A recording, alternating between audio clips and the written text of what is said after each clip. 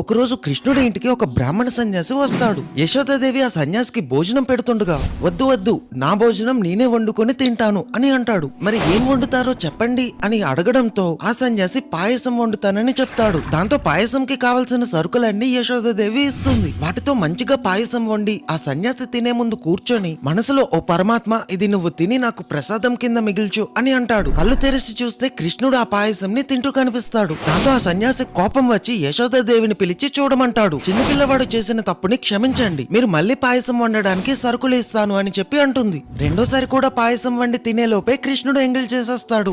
ఇంకా ఆ సన్యాసి చాలా కోపంతో మీ ఇంట్లో నేను తినను అని చెప్పి వెళ్ళిపోతాడు. అతిథి భోజనం నువ్వెందుకు తిన్నావు కృష్ణ అని యశోదాదేవి అడిగితే, నా తప్పేమీ లేదమ్మా, తనే నన్ను పిలిచి మరీ తినమని చెప్పాడు అని అంటాడు. ఇంతలో వెళ్లిపోయిన ఆ సన్యాసి తప్పు తెలుసుకుని తిరిగి వచ్చి కృష్ణుడిని క్షమించమని అడిగి ఆ ఎంగిలి చేసిన పాయసాన్ని ప్రసాదంలా తింటాడు. అందరూ చెప్పండి హరే కృష్ణ.